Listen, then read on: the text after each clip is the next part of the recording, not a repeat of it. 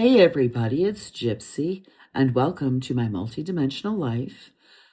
I so badly wanted to do my video outside, but for some reason, winter has returned to Northeast Ohio. There is no snow on the ground, at least not at this moment. Anyways, so yesterday we talked about astral travel and how I became aware of it. I had no idea it was even a thing. And boy, was I shocked because the first several times it was very spontaneous for me. And especially the first couple of times, I'm like, oh my God, what is going on? Never knew about this, never. And yeah, it's not something I asked for.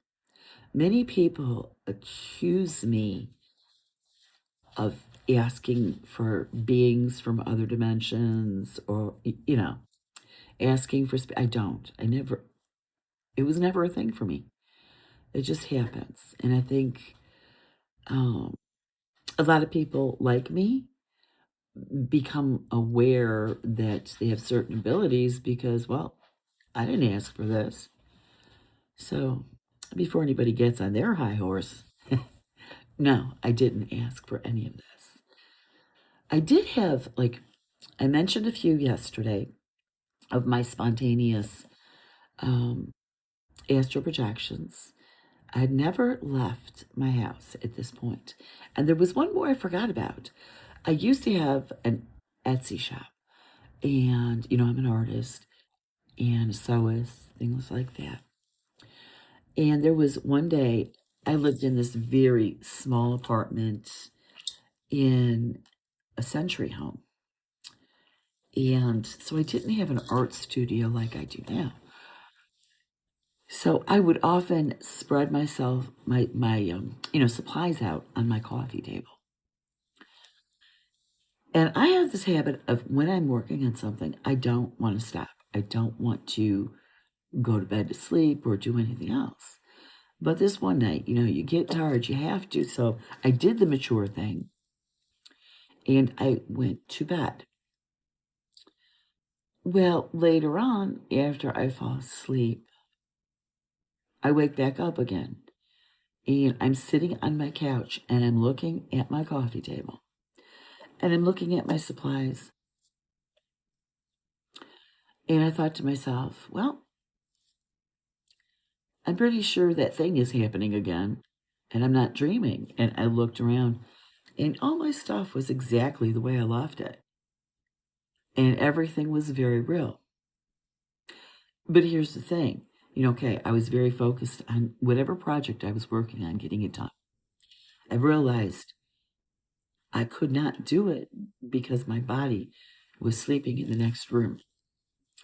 But I was there. My consciousness was there in the living room because I wanted to get my work done.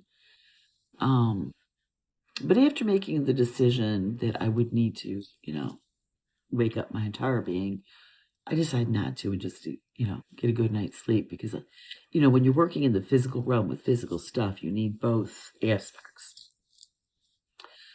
So like I said yesterday, I thought, if this is going to keep happening to me, I need to have more information.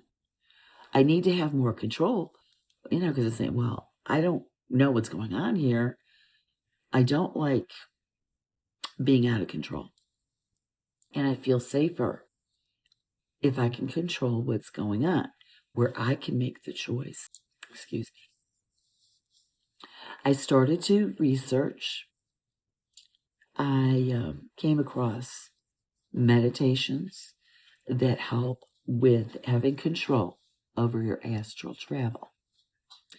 And again, I also talked, especially to my son who crossed over, my oldest, about these things. So I started to practice how to, have control over this.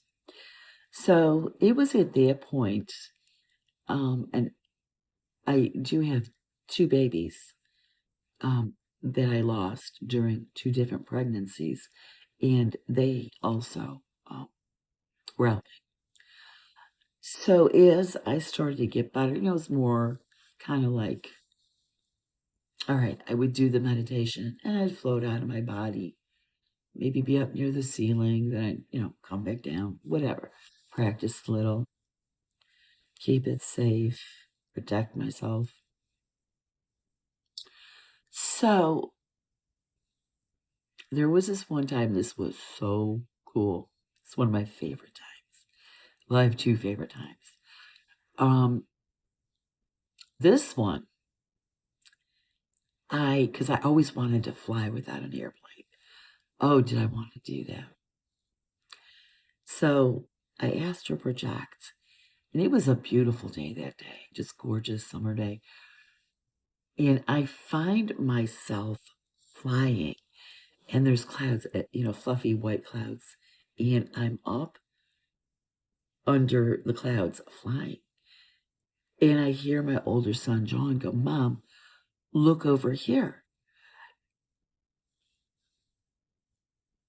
It's hard for me because, seeing him after he died.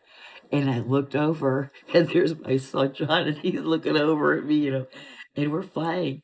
And just when he went to go tell me, we call them Tina and Ricky, when he was telling, I got so excited. And when he told me to go look to the other side, my left, to see my babies were flying too, I got so excited I ended up back in my body. But I cannot remember if this was the same adventure or not. But one time, okay, there's like a river we have. It's out that way, back behind our property, and it goes around. It's a big river. It comes from Lake Erie up north. And, it just goes down. Well, it meanders through the town that is just east of us. Really quaint, beautiful town. It has this really cool bridge going over it. And we're flying. And I look down, I see the bridge and the river because I just love it. Oh, God. I go there and take pictures and stuff.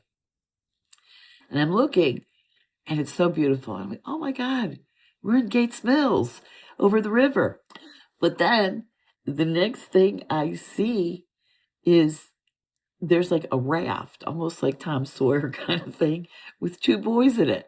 Now, I thought to myself, okay, somebody projected that there. I don't know if it was me or one of the other three. I don't know. But I was like, because you're not allowed to go rafting in this river. Yeah, it might be too shallow. And it doesn't really look good, but this Gates Mills, very it's the type of town they would not they would look down their noses at you rafting in the river. I guess it's just an inappropriate place to do it. It's so beautiful though. But this one, I thought, okay, well, you could astral project and manifest a scene too, because I knew where we were. I grew up in this area, and at this time I was in my 50s when this happened, and it was so cool. Um, so that's what, when you get more control over um, your astral projection, it kind of becomes like more fun because like the desires you have, like I love the river. I've always wanted to fly. It's not, I always have access to the river. I mean, it just goes like this around. And although I live in a different house now, I'm right around, well, the corner sort of. I live right nearby. I'm in the same town. So, yeah, it's really cool. And I'm trying to decide if I should tell you like more stories or keep them separate. I could just put them all in here and then do shorts. There's another one. This is another one of my favorites. I love like the night sky and the stars and You know, I just love to steer. I mean, when I lived in the desert, whew, that was a treat. But this is before I went to the desert. And again, I was in my 50s and I asked to project it. I don't, although I love the night sky, I'm not an astronomer, so I don't know what you would call. I'm going to try to find, I did a painting of it. So I'm going to try to find my painting and show it to you.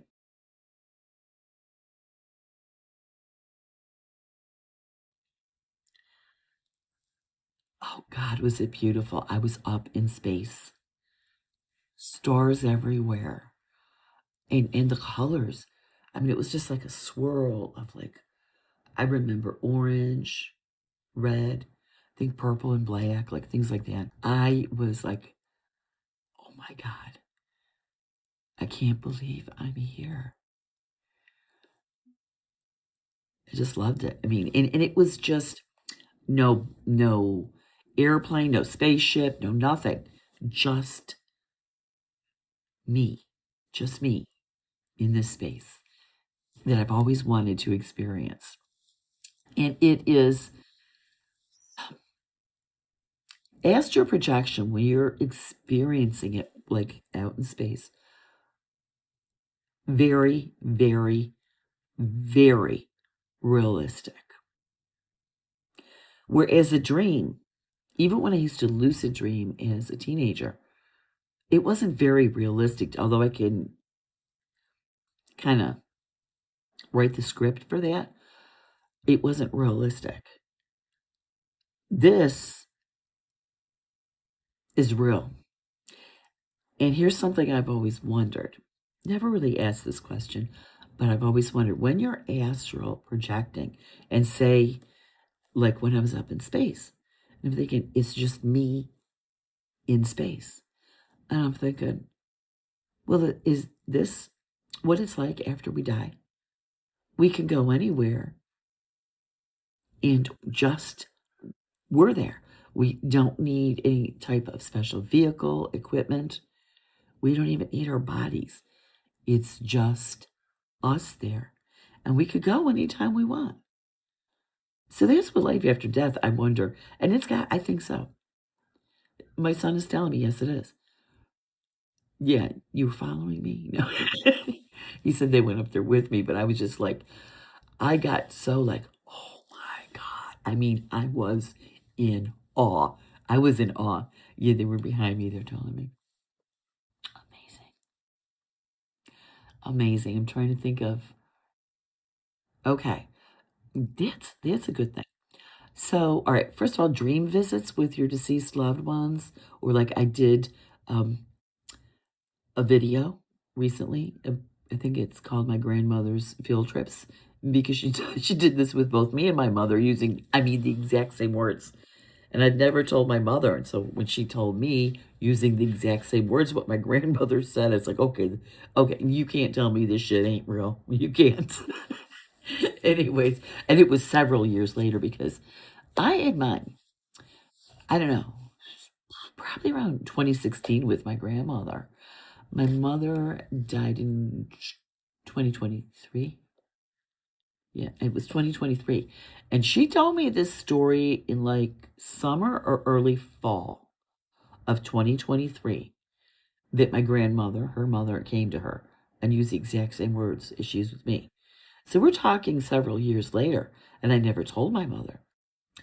And my mother had dementia. And word for word, she says, oh, my mom said this to me. And I went, oh. I said, Grandma said the same thing to me. I told her what happened with me. So that is dream visits are it they are astral projection, I guess. I mean, I know you're sleeping, your body's sleeping. I forgot to mention after I learned to get control over my astral projection, it was during the day and I was not sleeping like I would be at night. I had to get myself in a very relaxed state to do it, but I was not sleeping. And a dream visit, it's usually at night when you're at your most relaxed so that your relatives can get through to you. because it's easier for spirits to contact someone, especially someone who is resistant to their psychic abilities, when they're sleeping. So, also, the astral projection is can also be used, and I have done this, uh, to help others. I'm saying on a more serious level. Now, in my physical life awake here, where my consciousness is focused on the physical, I had no idea that I had planned on doing this. It's almost like I will and it's happened a few times. This one I remember very clearly. I've had others, but it's like I think I set appointments with other people to meet in the astral plane. So either they can help me with something or I can help them with something. And it's very interesting. Now, the one I remember the clearest, um, a few years ago when everybody was first starting to wake up, and sometimes I felt that the waking up process caused them to become so serious that they weren't having fun anymore. They lost their sense of humor, etc. So I met, and I don't even know who this person was. I met with this young man. How old was I then? Was I can't even remember where I was living. I think that's when I was a nomad. And I was living on the road in my trailer. I met in the astral plane with this young man. He was an up-and-coming comedian. I have a soft spot for comedians because I just love comedy. And he was actually still, he was incarnated, but I met with him in the astral plane. And, he started waking up and started realizing the truth about what goes on here in the physical. And he started to get just too serious and depressed, just very sad. So we met in the astral plane, and I explained to him, I said, just because you're waking up does not mean you have to give up who you are. Does not mean you have to be so serious all the time. I mean, I'm not serious all the time. I can't be with the family I have. They're just, especially the men in this family, they're just a bunch of nuts. Anyways, yeah, you don't have to. I said, you have a talent that people desperately need, especially these days. We need comedy. And what's coming? I said, you think this bad? Just wait. Anyways, people need your talent, your services. Please do not get too serious. Use that talent to cheer people up because it raises the vibration of the planet. This one is funny. Now, this isn't all of them, but they're the ones that come to my head the most frequently. I have a piece of property in New Mexico, and I was living on it before I injured my leg. And there was one morning, it was very, very early morning. I'm just watching a raven fly by. A very, very early morning. All of a sudden, my dog, he was sleeping outside because I have this very tiny trailer and I have a Great Pyrenees. He's out there barking and going nuts. And I'm like, I do not want to get out of bed. I was pretty angry with that boy. Next thing I know, I didn't get out of bed, but I'm outside the trailer looking around and see where he's barking. I mean, I looked right at him It was like I was like all aspects of me were awake. But no. I mean, I was aware. I was that aware. I looked at my dog and there was this pack of dogs that just ran around. They kept wanting my dog to join. It was a big no-no. Well, this one morning, this pack of dogs came. Sirius is outside acting like an idiot. And I didn't want to it was too early. I didn't want to get out of bed. Next thing I know, I'm in bed, but my awareness is outside. And I look at my dog, see where and I look over, and that pack of dogs is there. I swear to God, I think both my dog saw me in that pack of dogs, saw my consciousness, my awareness. Because those dogs looked at me, because every time they ever saw me, I'd come out and see them, all of me, this part too. They would take off running when they saw me.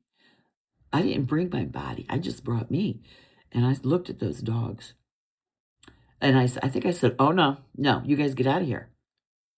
And they looked at me and they took off. Like all of me was there. It was the coolest thing. I have to start doing that more often because, I'm getting older and everything. And I get tired. If I could do my gardening without my body. No, I'm just joking. Anyways.